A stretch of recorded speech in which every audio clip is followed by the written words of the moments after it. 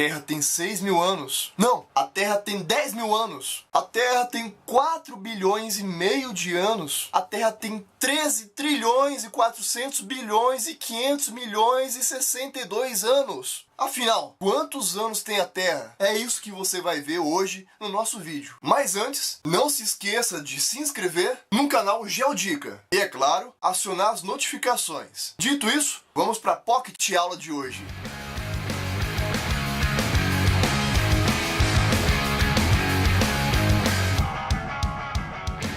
É da natureza humana refletir sobre si e sobre o meio à sua volta. E entre essas reflexões está a pergunta: quantos anos tem a Terra? E desde a antiguidade nós estamos tentando responder a essa pergunta. Aristóteles, compreendendo o processo de sedimentação dos rios, argumentou que a Terra não poderia ser tão jovem, já que são processos lentos. Por sua vez, todo e qualquer número que era levado a cabo eram apenas sugestões, tiros no escuro. Eis que no século XVII, precisamente no ano de 1658, o arcebispo irlandês James Ussher publica um trabalho pautado em estudos bíblicos. E fruto desse trabalho, ele trazia qual seria a idade da Terra. Finalmente, a humanidade soube qual é a idade da sua casa. E segundo os estudos de Ussher, a Terra foi criada no ano de 4004 a.C. Ou seja, a Terra teria mais de 6 mil anos. Essa era a ideia da idade da Terra para James Ussher, e que foi aceita por muito tempo. Inclusive até hoje, há algumas linhas, algumas correntes de pensamento que aceitam a idade da Terra como sendo de 6 mil anos. E aí, o que você acha? Essa seria realmente a idade da Terra? Pois bem, no final do século XVII, um clérigo dinamarquês chamado Nicolau Steno, ele postulou uma série de princípios. E dentre os principais nós temos o princípio da superposição. E o que diz esse princípio da superposição? Diz, em uma bacia sedimentar, as camadas mais profundas, portanto mais basais, seriam sempre mais antigas do que as camadas mais próximas à superfície, ou seja, apiciais. Para ficar mais claro, imagine que esses livros aqui fazem parte de uma bacia sedimentar. Assim sendo, cada um desses livros seria um acamamento, seria um extrato geológico. E como bem sabemos, cada extrato geológico representa um momento geológico também da Terra. Às vezes esse extrato foi formado em um clima mais árido, já esse extrato foi formado em um clima úmido, esse extrato de cima em um clima glacial, esse extrato aqui mais em cima foi formado em um clima equatorial, quente e úmido. E segundo Nicolau Steno, então, essas camadas seriam uma contagem do tempo da Terra. Assim, essa camada mais embaixo seria mais antiga se comparada a essa camada cinza, e que por conseguinte seria muito mais antiga do que essa camada. Porém, pessoal, Steno deixa claro que isso só é válido em camadas não perturbadas. Mas o que seriam camadas perturbadas? São camadas que não sofreram nenhum tipo de perturbação, ou seja, de deformação por conta de atividades tectônicas, como dobramentos. Pois uma camada dobrada poderia apresentar inversões temporais, ou seja, camadas mais jovens ficando por baixo e camadas mais antigas ficando por cima. Assim, há uma limitação na análise temporal da Terra, segundo esse princípio da superposição. Por outro lado, temos que colocar esse princípio dentro de um contexto histórico. E esse contexto histórico diz que Steno rompeu com o pensamento que vigorava até então. Dentro dessa ótica do princípio da superposição, a Terra deveria ser muito mais antiga do que os 6 mil anos que se acreditava até então, porque seria impossível a formação de estratos geológicos com tempos diferentes e que muitas vezes, muitas dessas camadas terão uma extensão muito grande, ou seja, demandando um tempo também muito grande para sua deposição, extrapolando em muito os 6 mil anos aceitos até então. Quem vai tentar justificar o princípio da superposição, só que ainda dentro de uma ótica criacionista, vai ser o francês Georges Cuvier, que é considerado o pai da anatomia comparada. Cuvier vai explicar os pressupostos da superposição a partir do chamado catastrofismo, e que, segundo ele, cada camada de rocha sedimentar seria depositada rapidamente, ou seja, dentro de um fenômeno episódico na natureza, como uma grande inundação. Pois é, Georges Cuvier, ele defendia a ideia de sucessivos dilúvios ocorreram ao longo da história da Terra e que esses dilúvios estariam registrados nessas camadas geológicas sedimentares. Assim sendo, segundo a ideia de Georges Cuvier, não seria necessário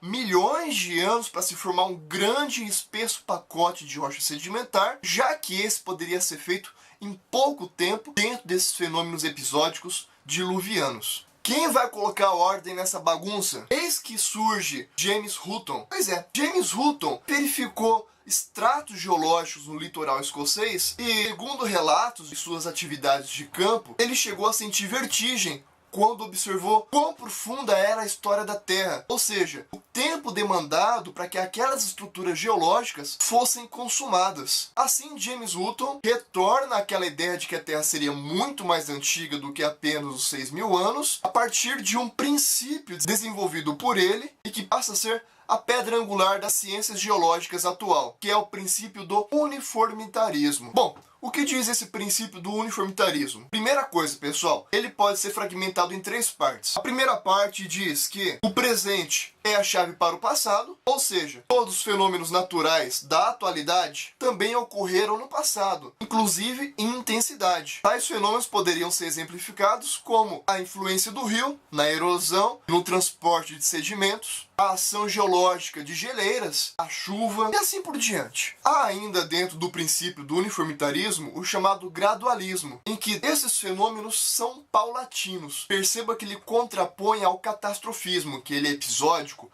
rápido. Aqui já não, ele é gradual, ele é pouco a pouco, porém ao longo de milhões de anos apresenta o resultado como as grandes montanhas, formação de vales ou a formação de cânions. E o terceiro pressuposto do uniformitarismo é que as leis naturais são constantes no espaço e no tempo. Ou seja, os fenômenos da natureza que ocorrem hoje obedecem os mesmos princípios naturais dos fenômenos que ocorriam no passado. As leis da física, as reações químicas, elas se desenvolveram desde que o mundo é mundo. Assim, não seria possível dizer que no passado era mais lento ou era mais rápido, se hoje nós acompanhamos que a velocidade de determinado fenômeno é tal. Porém, esse princípio tinha algumas falhas. E a mais grave delas era dizer que as intensidades seriam imutáveis dentro do fator tempo. Ora, é claro que os fenômenos naturais sempre existiram, porém, a intensidade varia no fator tempo. É certo, por exemplo, que o clima do planeta se altera de tempos em tempos. Assim sendo, nós temos períodos de aquecimento global e períodos glaciais. E essa falha foi corrigida a partir do postulado de um novo princípio, que é o uniformitarismo corrigido, e nós damos o nome de atualismo. Pessoal, a partir desses princípios, principalmente do atualismo, uma série de outros pesquisadores tentaram inferir qual seria a idade da Terra, a partir de métodos diversos, como a taxa de salinidade dos oceanos, ou a taxa de deposição de sedimentos em bacias sedimentares, e tem até uma proposta de datação da Terra que utiliza a taxa de resfriamento do planeta. Porém, elas foram falhas em trazer um número plausível para a idade do nosso planeta. Esse problema só foi verdadeiramente solucionado em meados do século passado, precisamente no ano de 1956, quando o geoquímico norte-americano Clark Patterson datou um objeto, utilizando para isso a datação radiométrica, ou seja, a datação que considera isótopos de alguns elementos químicos, e no caso foram utilizados isótopos de chumbo. E a partir dessa datação radiométrica, Patterson chegou à conclusão de que a Terra teria 4 bilhões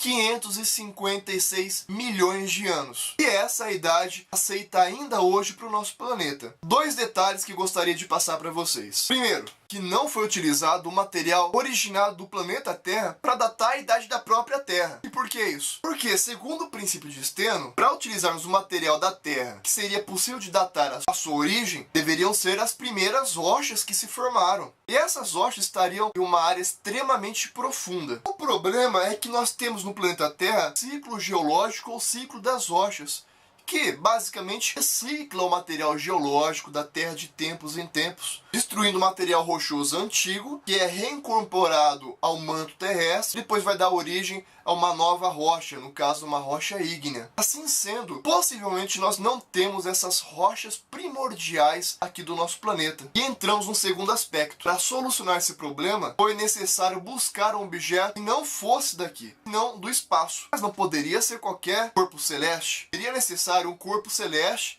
que sabidamente foi formado no mesmo período em que o planeta Terra. Como você já sabe, você já estudou anteriormente, o planeta Terra foi formado junto com os outros corpos que integram o Sistema Solar. Assim sendo, se fosse possível datar qualquer objeto do Sistema Solar, automaticamente estaríamos datando também o planeta Terra. E isso foi feito, datando um meteorito que sabidamente foi um asteroide aqui do Sistema Solar, que portanto se formou junto com o planeta Terra. Analisando os isótopos de chumbo, se chegou à idade então de 4 bilhões 560 milhões de anos do meteorito e por conseguinte a idade do planeta Terra. Bom, espero que vocês tenham gostado da nossa Pocket Aula. Um forte abraço e se lembre, conhecimento adquirido é conhecimento propagado. Um forte abraço.